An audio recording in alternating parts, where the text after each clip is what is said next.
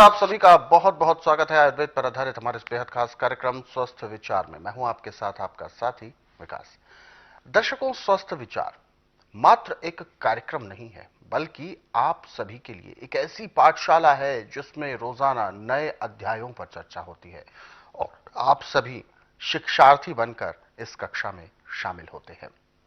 इसीलिए हम आप सभी को याद भी दिलाते हैं कि जब भी आप इस कार्यक्रम को देखने बैठे तो कॉपी और पेन जरूर लेकर बैठा करें। जो भी नुस्खे और उपचार आपको बताए जाते हैं उनको आप लिख जरूर लिया करें, क्योंकि इस कार्यक्रम में रोजाना नए नए रोगों के बारे में आपको बताया जाता है कि कौन सा रोग कितना हानिकारक हो सकता है, किस लापरवाही की वजह से होता है और क्या कुछ करने से उस रोग को हम उसकी रोकथाम कर सकते हैं और कैसे होती है रोग की पहचान।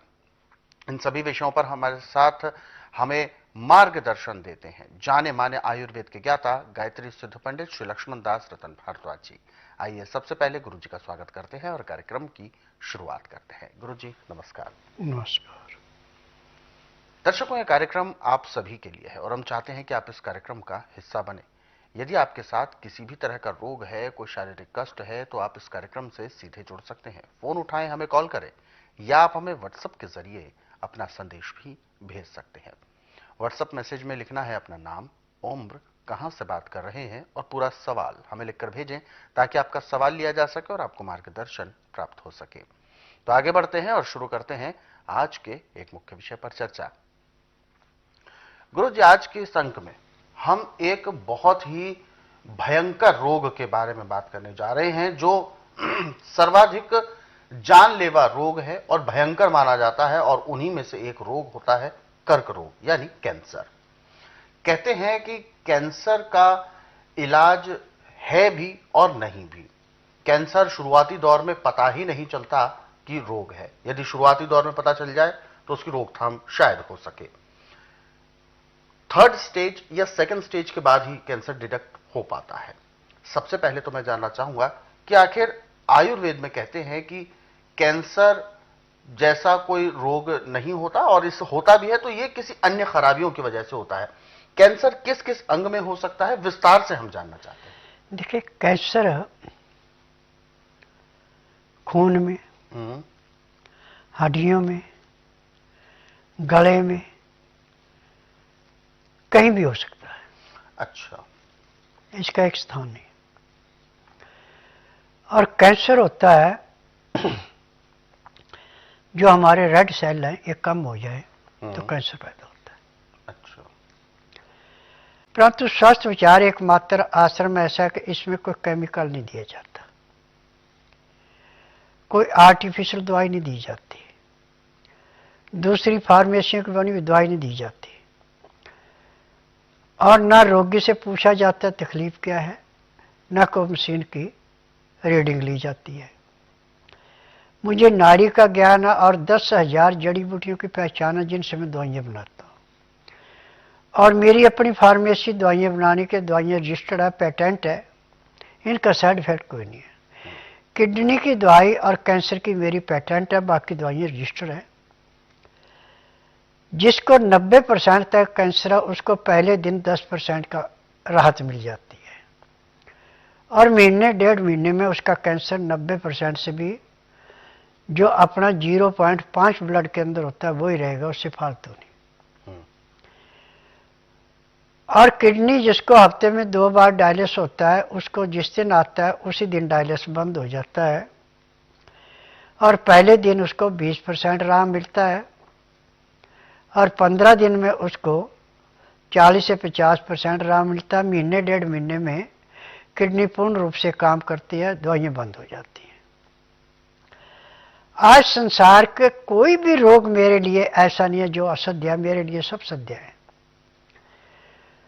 और जो 10,000 जड़ी बूटियाँ मैं पहचान में हैं जिनसे मैं दवाइयाँ बनाता हूँ, ये जड़ी बूटियाँ ऐसी है कि पैर के तलुए से सिर के बाल तक का कोई भी रोग है, सब रोग को ऐसे समाप्त करती है जैसे जलती अग्नि पतंगे को नष्ट करती है। तभी मैं टीवी के माध्यम से कहता हूँ कि आंधे को दिखाना, बहरे को सुनाना, गूंगे से बुलाना, बांझ से संतान उत्पत्ति कराना, न मर्द को मर्द बनाना, होनी को होनी करके दिखाना, ये मेरा काम है। जिसका उपचार पूरे संसार में कहीं नहीं, उसका उपचार मेरे पास है। परंतु यहाँ ना तो रोगी को मुंह से बोलना पड़ता कि मुझे तकलीफ है, न परिवार की हिस्ट्री बतानी पड़ती है, न कोई टेस्ट रिपोर्ट लानी पड़ती है। यहाँ का नियम है कि जिस दिन आपने आना उस दिन रात्रि 10 बजे तक खा पी के दातन कूड़ा करके बड़ी इलायची मुंह में रख के चूसते रहें। सुबह 9 से 10 के अंदर अपना नामकरण कराएं। 10 से 12 में नाड़ी परीक्षण करता हूँ। नाड़ी परीक्षण में पैर के तलुए से सिर के बाल तक की MRI, CT scan, x-ray, ultrasound, ECG, sonography सब कुछ 5 सेकंड में हो जाती है। उसमें जो भी कमी शरीर में पाई जाती है दवाइयाँ दी जाती हैं। दवाइयाँ खाने की हैं, दवाइयाँ पीने की हैं, मालिश करने के तेल हैं, आँख में, नाक में, कान में डालने की दवाइयाँ, दांत मंजन है, सब जड़ी बूटियों से होते हैं। और उसी दिन रोगी को 10 से 15% आराम तो हर एक को मिलता है। जिसका भाग अच्छा उसको 35 से 40 भी मिल जाता है। परंतु टेम्परेरी रिलीफ के लिए कैंसर का रोगी है, चाहे किडनी का रोगी है, चाहे किसी भी रोग का रोगी है, उसके लिए इस टाइम गाजर एकमात्र सबसे बड़ी औषधि है। गाजर में पोटासियम सबसे ज्यादा है और पोटासियम से रेड सेल बड़ी तेजी से बनते हैं। रेड सेल बनाने के लिए गाजर, चुकंदर, पालक, शहद, नींबू, ये यदि आप कैंसर के मरीज को सुबह खाली पेट, फिर दोपहर को और शाम के टाइम यानी 4-4 घंटे में 3 खुराकें दे देते हैं तो उससे कैंसर बढ़ना रुक जाता है और आस्ता आस्ता घटना भी शुरू हो जाता है। क्योंकि जो हमारे रेड सेल हैं, गाजर, चुकंदर, नींबू का रस और शहद से ऐसे बढ़ना शुरू होते हैं जैसे वर्षा ऋतु में खुश्क जमीन में नमी आने पर हरियाली छा जाती, ऐसे रेड सेल बढ़ते हैं। जितने रेड सेल बढ़ेंगे उतना ही आपका कैंसर घटेगा। जी,